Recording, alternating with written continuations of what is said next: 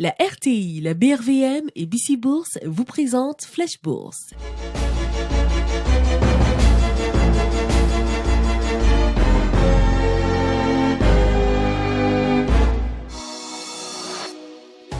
Parce que l'Afrique se transforme et que vous souhaitez aller plus loin, la BRVM vous accompagne.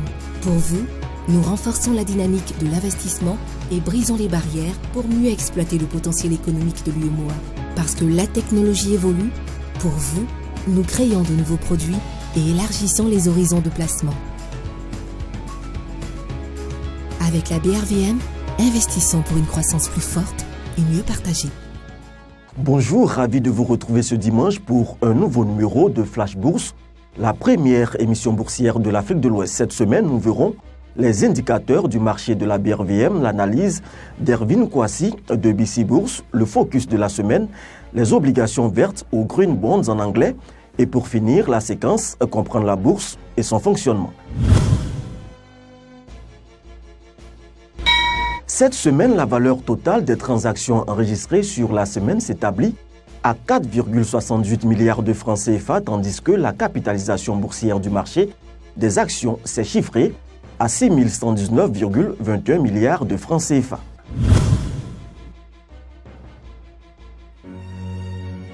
Dans un monde qui change, être bien accompagné est une nécessité. Pour vos investissements en bourse, pour la conservation et la gestion de titres, pour un accompagnement en matière d'évaluation et de rapprochement d'entreprises, bénéficiez de l'expertise et l'expérience d'un acteur de référence présent ici et ailleurs.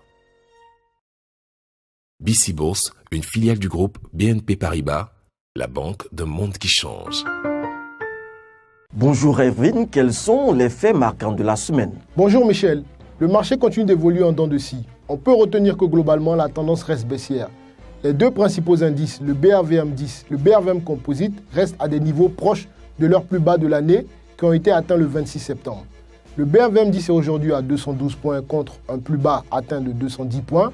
Quant au BRVM Composite, on se situe aujourd'hui à 235 points, contre un plus bas de 232 points. Le BRVM Composite n'avait pas atteint un tel niveau depuis novembre 2014. S'agissant des informations les plus intéressantes, nous pouvons retenir d'abord l'annonce de la première cotation des actions NCA Banque Côte d'Ivoire prévue pour le mardi 24 octobre 2017. Enfin, la publication des chiffres à fin juin 2017 de Filtisac, Total Sénégal, Vivo Énergie et Bernabé. Merci Erwin. Pourriez-vous nous donner plus de précisions sur les différents chiffres publiés par les différentes sociétés? Alors, je vais essayer d'être bref, mais ça fera quand même beaucoup de chiffres, alors accrochez-vous bien Michel. Allez-y donc, je suis prêt. Commençons par ceux qui ont un bénéfice net en croissance. Nous avons Filtisac tout d'abord. Le chiffre d'affaires de la société est en hausse de 4% et son bénéfice net grimpe de 400%. Cela grâce à la croissance sur les activités classiques. Celles qui sont génératrices des marges les plus intéressantes, à savoir la production d'emballages synthétiques et en fibres naturelles. Les activités de Filtisac ont en fait été boostées par la hausse de la production cacaoyère et le binôme coton-engrais. Et il est intéressant de noter que cette tendance pourrait bien se confirmer à fin 2017, grâce aux campagnes cacao et cajou 2017-2018, mais aussi grâce aux coupes coton-engrais. Prenons ensuite Total Sénégal. Cette entreprise dégage un résultat net en hausse de 139%, malgré une baisse de 1,5% de son chiffre d'affaires. Grâce à la bonne maîtrise de ses charges, la baisse du chiffre d'affaires s'inscrit en fait dans une stratégie voulue par Total Sénégal de réduire ses ventes dans l'aviation et le maritime où les marges sont plutôt faibles. Intéressons-nous enfin, toujours pour les sociétés en croissance au niveau du bénéfice, à Vivo Énergie. Le chiffre d'affaires est en hausse de 18% grâce à la hausse des volumes vendus. Le bénéfice net ne progresse cependant que de 3%. Je n'ai pas pour le moment de précision sur ce qui pourrait avoir rongé les profits de la société. Je vous communiquerai l'information dès que je l'aurai. C'est bien noté, Erwin. Je présume que dans le rouge, nous avons Bernabé. Alors, qu'est-ce qui n'a pas marché pour cette entreprise? Déjà, son chiffre d'affaires a baissé de 12%, mais cela s'explique par la cession de certaines activités par la société. Les activités cédées représentaient l'année dernière, à la même époque, environ 16% du chiffre d'affaires global, ce qui n'est pas négligeable. Mais en fin de compte, Bernabé a vu son bénéfice reculer de seulement 3%, ce qui n'est pas si mauvais, au regard de la chute de 12% du chiffre d'affaires.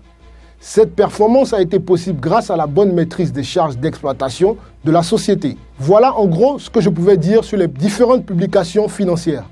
Ça fait en effet beaucoup de chiffres à digérer. Je crois bien que je vais finir par devenir un expert de la finance de marché à force de vous écouter. Merci Erwin et à la semaine prochaine. Les obligations vertes ou Green Bonds en anglais. Les obligations vertes sont des titres de créance émis par une organisation pour le financement de projets ayant une contribution positive sur l'environnement ou sur le changement climatique. Les produits issus de l'émission sont exclusivement destinés à ces projets verts et très souvent le label Obligation verte est certifié par un organisme indépendant dont la tâche est de confirmer l'impact climatique annoncé et dans une certaine mesure de documenter l'usage des fonds levés. Les obligations vertes sont structurées comme toute obligation ordinaire, seulement elles doivent respecter globalement les principes des obligations vertes. Un ensemble de règles est dicté et approuvé par plus d'une centaine d'émetteurs, d'investisseurs et d'intermédiaires. Les obligations vertes ont également la particularité d'attirer des investisseurs soucieux des impacts environnementaux des projets et orientés sur des investissements présentant un aspect écologique important. Au cours du premier semestre de l'année 2017, environ 55 milliards de dollars US, soit un peu plus de 30 000 milliards de francs CFA d'obligations vertes, ont été levés en hausse de 38% comparé à la même période de l'année précédente. Le Nigeria est l'un des tout premiers pays africains à avoir initié l'émission d'obligations vertes souveraines. La bourse en proverbe. Ne pas mettre tous ses œufs dans le même panier. Mieux vaut toujours diversifier ses placements pour diminuer le risque inhérent à chacun d'eux. En effet, la gestion du risque est primordiale pour préserver le capital engagé. Il vaut mieux avoir raison avec tout le monde que tort tout seul. Keynes. Une façon de dire que le marché a toujours raison et qu'il n'est jamais prudent d'aller contre la tendance. Celle-ci peut être haussière, baissière ou horizontale. Ne pas rattraper un couteau qui tombe. Il est toujours difficile de déterminer où se situe le plus bas lorsque les cours chutent. La confirmation d'un retournement de tendance est préférable pour prendre position. Les arbres ne montent pas jusqu'au ciel. Ce n'est pas parce qu'une valeur a beaucoup monté qu'elle va continuer à le faire. Un investisseur doit savoir perdre ses gains, ne serait-ce que partiellement. Mieux vaut se couper la main qu'un bras. Prendre ses pertes tant qu'elles sont relativement limitées est sans doute la décision la plus difficile qui soit en bourse, mais elle vous évitera la banqueroute. Voilà, merci de nous avoir suivis et bon dimanche et rendez-vous dès demain à 20h45 toujours sur RTI 1.